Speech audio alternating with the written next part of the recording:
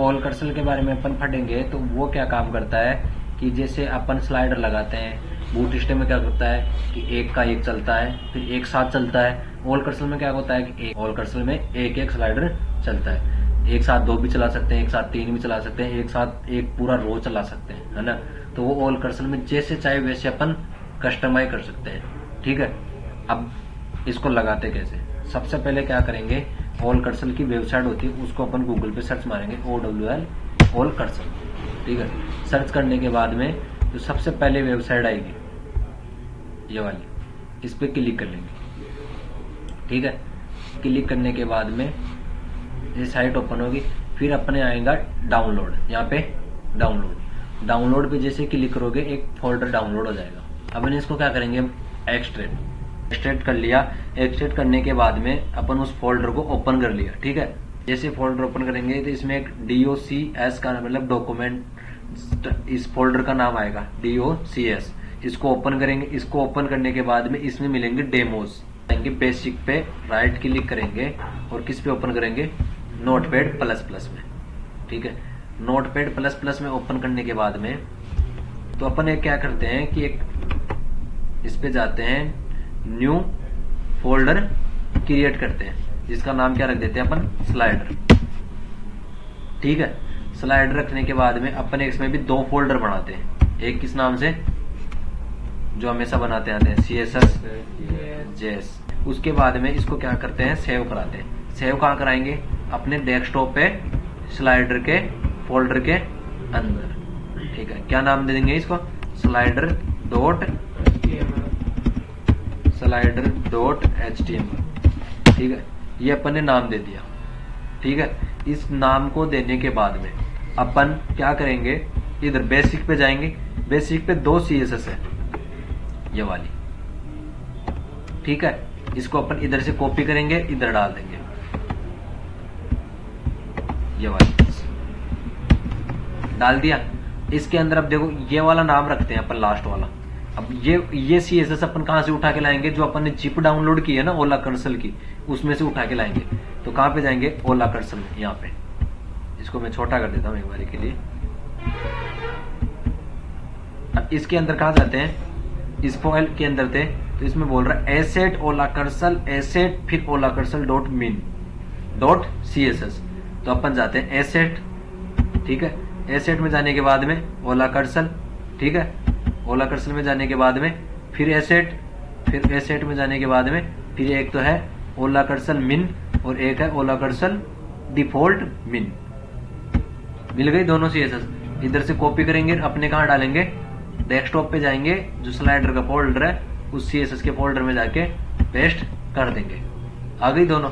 अब अपना पाथ क्या चेंज होगा, यहाँ पे CSS फोल्डर का नाम और आ गया, दोनों फाइलें लिंक हो गई। लिंक होने के बाद में अपन जाते हैं वापस बेसिक में। और क्या है, बेसिक में जाने के बाद में और कुछ भी नहीं है, 2 चीज है, एक तो ये है और एक jQuery की स्क्रिप्ट है और एक है ओला कर्सल की स्क्रिप्ट है, समझ गए। इसके बाद में अपन इसको कहां लाएंगे, अपन स्क्रिप्ट कहां लगाते हैं, बॉडी के जस्ट नीचे। एक ये टैग बंद नहीं हुआ यहाँ पे, ठीक है। अब ये कहां पड़ी है, एसेट में वेंडर्स का फोल्डर, वहां पे jQuery.js। अब जाते हैं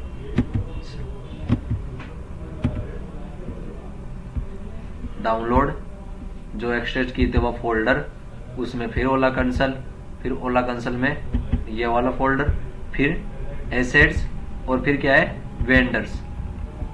यही बोल रहे ना पाथ अपना, 1 मिनट दिखा दो आपको। वेंडर्स है ना, वेंडर्स में क्या बोल रहा है, कौन सी CSS, jQuery।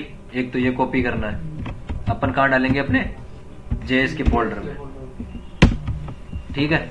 डाल दिया। अब इसके बाद में क्या कर रहे हैं अपन, अब ये बोल रहा है एसेट ओला कर्सल का फोल्डर और उसके अंदर एक फोल्डर है ओला कर्सल.js। तो बैक जाते हैं, ये अपन ओला कर्सल का फोल्डर एसेट्स के अंदर है ही पहले से, एसेट्स, उसके अंदर कौन सा फोल्डर, ओला कर्सल, ओल कर्सल, ओल कर्सल का फोल्डर है ना। ओल कर्सल के फोल्डर में ओल कर्सल डॉट जेएस, ये वाली जेएस ओल कर्सल वाली, ठीक है। अब ये वाली उठा के अपन कहां पे डालेंगे, यहाँ पे।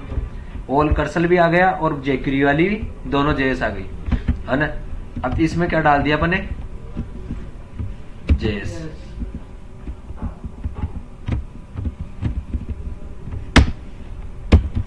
आ गई। अब जाते हैं वापस बेसिक पे। अब एक तो ये स्क्रिप्ट उठा लो, इतनी सी,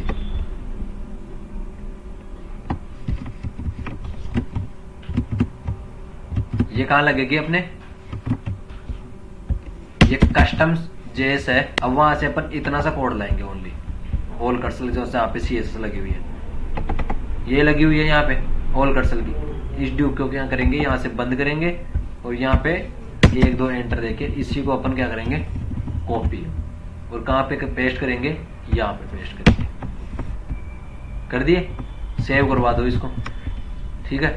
सेव होने के बाद में अपन रिफ्रेश करेंगे, रिफ्रेश करते देखो आ गया स्लाइड। अब कितने काउंट आ रहे हैं एक बारी में, 1 2 3 4 5 आ रहे हैं। आप चेंज कर सकते हो यहाँ नीचे से। ये बोल रहा है कि अगर 1000 विड्थ से ऊपर रहता है तो क्या करेगा, 5 स्लाइड रहेंगे। अगर मैं बोल दूं 1000 से ऊपर रहेगा तो कितने आएंगे, 2 ही कर दूं, तो जैसे 2 किया तो 2 ही आएंगे। 1 आ रहा है, इधर 2 आ रहा है, अब चल रहा है 1-1, समझ गए। अभी मैं बोल दूं कि यहाँ पे, अब जैसे मोबाइल में ओपन करूंगा मैं, देखना, जैसे मोबाइल रेस्पॉन्सिव करूंगा 1 आ रहा है, ठीक है, क्योंकि यहाँ पे क्या लिखा हुआ है, 1, ठीक है। अब जैसे मैं 600 से ऊपर जाता हूं 3 आ रहे हैं, क्योंकि यहाँ पे क्या लिखा हुआ है, 3। और जैसे 1000 से ऊपर जाऊंगा तो कितने आएंगे, 2। समझ गए, लग गया स्लाइडर।